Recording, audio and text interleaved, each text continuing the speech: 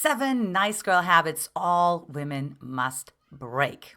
In this video, you will discover how to overcome being taken for granted, right? Being taken advantage of, even though you give everything and you don't get that in return, right? So instead, you're going to attract a man into your life who actually continues to pursue you, protects you, and cherishes you. Hey, I'm Antia Boyd, love expert with Magnetize Your Man, and together with my husband, Brody Boyd, we've been helping thousands of successful women all over the world the last 20 plus years combined to get a committed, connected, and long-term relationship that they desire fast. So let's go ahead and dive right in. Number 7 is stop being too other focused. Look, one thing I notice when I have a call with a woman like talking about her dating life is that she always knows the life of the man that she describes way better than her own problem or her own vision, right? She knows like who he dated and that he went through therapy or he didn't go to therapy or what kind of childhood he had or whatever's going on, what his favorite golf game is, you know what I mean? And it's like, stop being so other focused. So hold on one second. Do you know what you desire?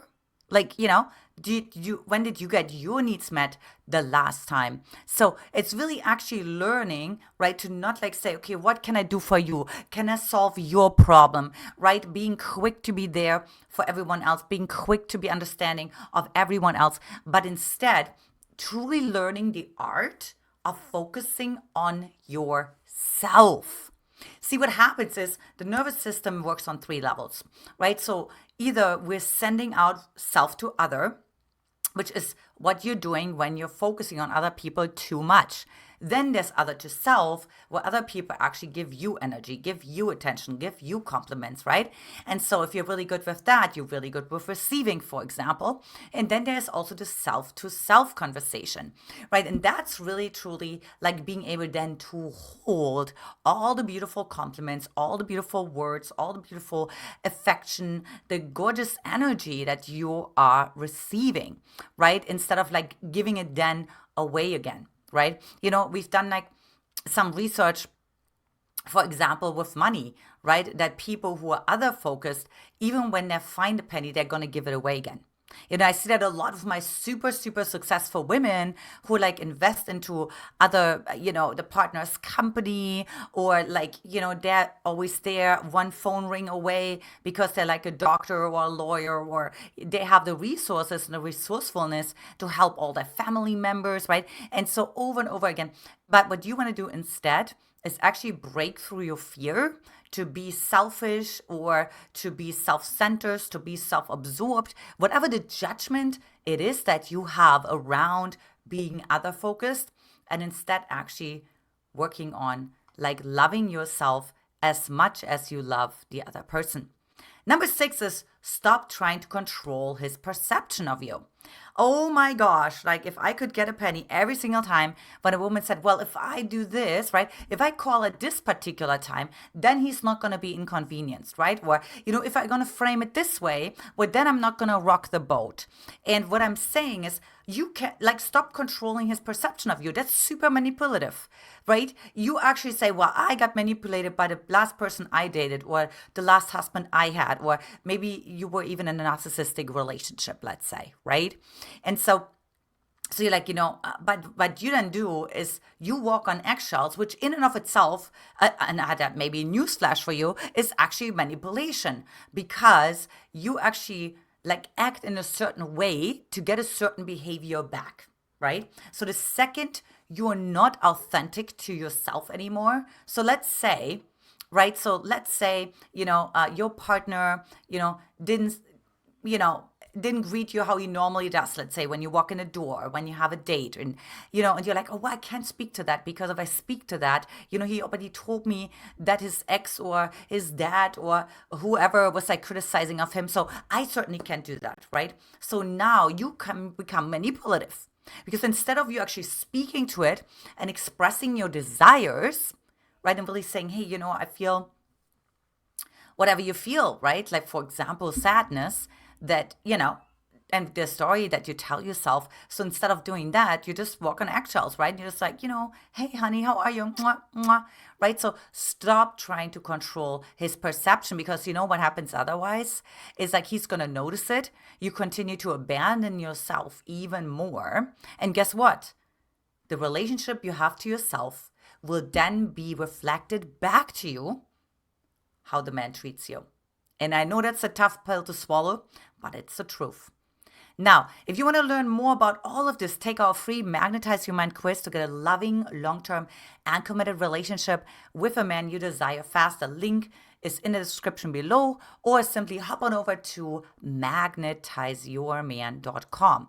Number 5, stop apologizing for your feelings or yourself. Like, I see this a lot, where the woman will go on a date, or maybe it's not her first date, maybe it's her third date, maybe it's her fifth date. And, she has maybe a rough day. Maybe she's gone through grief, like maybe she's stressed at work. Maybe she has just an emotional week, right? You don't have to have a reason, by the way. We oftentimes think we need to have a reason in order to be reasonable, in order to actually deserve the attention from the man when we're in an emotional breakdown. And that is absolutely not true. Right? So what women then do is say, oh, you know what? I'm so sorry. Last night I was a little bit overwhelmed, or they do it even like the same nights. They express how they feel, like they express their sadness, but that something happened, or maybe the dog got sick, or, so many different circumstances, right? That put stress on the nervous system, and say, oh, I'm sorry, it's okay. I'm normally not like this. I'm just, so you start apologizing, and they start to justify. And unfortunately, that pushes the man further away, because he's like saying, wait a minute, is there something wrong with a woman expressing her emotions? I mean, maybe it's weird. Maybe I should think it's weird too. And also, you will only be resonating then with men who naturally make emotions wrong, which of course is a dismissive, avoidant, emotionally unavailable attachment style. Number 4 is stop giving men the benefit of the doubt. Oh my gosh. Like, so stop saying, but he has this child, or, he needs to sell his house, or he has this ex-wife, or fill in the blank, right? He has like stress at work right now, or he's in a transition right now, or he has the biggest deal going through right now. I mean, I can give you so many examples. And what's interesting is in that moment, you are not compassionate with yourself. So that's not authentic. If you're always compassionate with the other person, but you're never compassionate with yourself, meaning, okay, well, I have to like stuff down the boundary that I want to set in that moment. Like speaking my truth, connecting to my voice, right? Letting the man actually know, this was not okay. And I don't care if you had a funeral yesterday, or if your son has issues, or if whatever it is, right? If the real estate market is down, I don't care, right? It's not invalidating your emotions. And so many women do that. They kind of delay their emotions. They wait for the next week, right? Or then the man is not available, or then he's stressed again, right? And they're always saying, well, normally the man is not like that. How do you know that? You don't even know this guy. You maybe went on 1 or 2 dates with him, maybe 3. And one thing that I always tell my women in Magnetize Your Man is you have like 6 different energies in a man. We call them archetypes. And on a date, you only see like maybe a couple different archetypes, right? And you only see a snapshot of those archetypes. Now, you don't even know if they're true over time, if they're consistent, if he's always congruent with his king and he shows up and he has a strong vision, right? Or if he's always a hard worker, or if he's always connected to his inner boy, right? You don't know that. You make that assumption, right? And assume means, of course, make an ass of you and me, right? And so what you want to start doing is actually stop future projecting and predicting. One thing I hear my women say, so you want to know how do I know when I'm doing this, is, well, I know him better that he knows himself, right? Oh, I know that he feels this way. Really? How do you know that? And even if you knew, who cares? It's about you focusing on you. Like, I guarantee you, he's not sitting at home and saying, well, I know how Mary feels And that's why I will answer the call tonight, right? I know how. No, because if he did, then he would actually consistently communicate with you. He would be actually available for you. You wouldn't have to reach out to him all the time and chase him and question yourself and second guess yourself. I know, another hard pill to swallow. Number 3 is stop seeing only the good in people. Now, are all people at the core good? Yes, of course. However, right, to say, well, he's really trying, and you don't know if he's really trying. So it's kind of like an add-on to number 4, right? It's like stop projecting. Now, how do you stop projecting? It's actually saying, wait a minute. Is this an interpretation that I'm making right now? Let's say you're going on a date. And you say, wow, we had a wonderful time. That's an interpretation. This is a story. You don't know if that's true. Well, we were laughing. Okay, yes, you were laughing. So that's a grounded message, right? That you can, okay, somebody could observe you laughing. Okay, or we were talking about how we want to, make the world a better place, right? Yeah, okay, that somebody could observe, right? So it's objective. However, the second you say, oh, I know that he's into me, and the way he looked at me, I know that he looked into my soul. I know that we speak this. How do you know that? Well, I just know. No, that's not good enough. That's not good enough, right? Especially if you've been running in this pattern where you actually see, like, wait a minute, I actually thought he was a good person, and therefore I thought he's going to make himself available for a phone call. Or I thought he was a good person, and not like that his words and his actions don't match, right? Or I thought he was a good person, and not that he would like lie or that he would cheat. Or, how do you know that, right? So you have your frameworks through which you walk through the world. So let's say you have the righteous framework, right? You're like, people will do the right thing. Well, that's very nice of you to think like that they will do that, but you're projecting your framework onto other people's frameworks. So you may have the righteous framework that makes you judge and criticize other people, by the way, and say, well, they know how to do the right thing, which, by the way, is then slightly shaming and guilt tripping them, right? Because you're actually saying, well, you obviously clearly don't know how. You're not doing the right thing, even though you know how to do the right thing, as opposed to other people have other value systems. So it's really like learning to stop projecting onto other people, including, of course, men. Number 2 is stop overcommitting. Find the courage to say no. Look, most women that come to me, right, they're successful. Like I told you, they have it all together. And so then, of course, people are like, oh, can you help me with this? And can you help me fly this person here? Or can you host this person there? Or can you help me with this project at work? Or can you finish this? Or whatever, can you build me this platform? Or whatever the case may be, right? And then, of course, in relationships, there's other things like that. And then you get to say no. Now, notice how that actually feels in your system. Did you feel like you were contracting? Did you feel like, oh, I can't breathe, I can't speak? It's almost like oxygen is leaving my body, I'm leaving my body, right?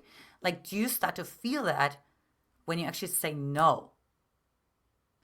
Because when you say no, people have to find a new way to solve their problem. Also, when you stop overcommitting, you get to commit to yourself.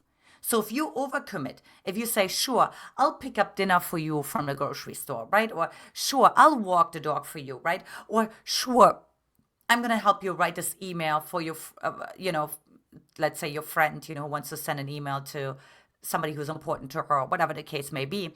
Then how about you come home and you say, you know what, all I want to do is just draw myself a bath, put like some lavender petals in there. But all I want to do is just want to have some quiet, just sit in a corner, read a lovely book, right? Like all I want to do is just drive to the beach and just put my feet in the sand. You don't get to do that, right? And then because you stop overcommitting, you will be taken for granted. People will not say, oh, that is so nice of Lucy that she's like, always there for me. But they're like, oh, she doesn't respect herself, so why would I respect her? And I know Another hard pill to swallow. Number one is stop investing more than him. And by the way, especially if you're resourced, I also mean financially. Now, of course, scams aside, where you of course get scammed on websites and online and things like that, right? I'm also talking about if you meet other other opportunities, where the man's like, hey, how about we invest in this business together, right? How about we do some real estate together? How about, right? Because like, of course, it gets like bigger projects, right? And, of course, you get to see, does that feel true in my body? But if I knew that this man loves me no matter what, so even if I said no, right? Or like maybe it feels even more uncomfortable. That goes back to the example I was bringing earlier, right? That we really see it in the research that, that people who are other focused, even when they make the money, they give the money away.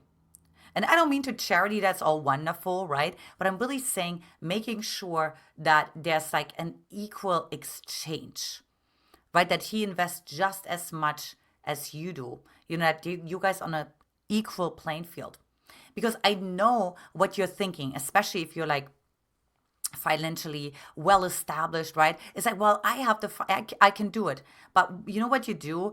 You use the money in order to feel like I have the right to exist, right? I have the right to have this relationship because now I participated. So in other words, he's saying, the emotional component of me is really not that valuable. My essence, my personality, no, it needs to be, I need to bring some resources to the table, aka finances, for example, right? Or favors, in order to be, liked by the other person. And, I've heard stories where the man said, hey, I'll move in and, oh, can you participate in, paying for the rent or, paying for the mortgage or whatever it is? Oh, well, I'm a good cook. That counts, right? And it's like, no, you don't want to move a Peter Pan in because then you're going to grow resentful. And by the way, not just resentful towards the other person, but also resentful toward yourself, right? So what you want to do instead is actually practicing how to increase your capacity to invest in yourself, right? Like not like going bargain shopping, but really buy yourself a gorgeous blouse, right? Or your favorite pair of shoes, or like a luxury treatment at a gorgeous spa, or whatever the case may be, right? Or that gorgeous trip, whatever the case may be. Just like continue to invest in yourself, especially when you feel like you need to invest into someone else. Basically, what's really interesting is, and we have, of course, videos on that on the channel here, is we're actually talking a lot about like how you can quote unquote test a man. By the way, a man tests a woman as well, right? And one is like, well, what happens if you say no? What if they're like, hey, what do you think about this project to invest into that? Are they still going to stay with you? And that's going to be tough to actually see, like, wow, oftentimes they don't. Because what happens is they stay with you and they maybe even tell themselves that they're invested in you because now they have a competing interest, right? Because now you're also investing with them into something meaningful, right? And I've heard everything, like, medical equipments for somebody to open up their own spa and all the things, right? So okay, well, what happens when you take that competing interest away? Is he then actually realizing, oh, wait a minute, I told myself that I love her, right? That I'm invested in her. But actually, that was just because, it made me feel so good. Because now I can actually actualize my dream. But actually now I see it's actually not about the actual emotional component, the true essence of the woman. Well, the question is, girlfriend, when would you like to know that? Now, or in 5 years, or in 10 years? Well, ladies, this is it for today. I hope you learned a lot. Leave me comments as usual, and I'll talk to you next time. Take care. Bye-bye.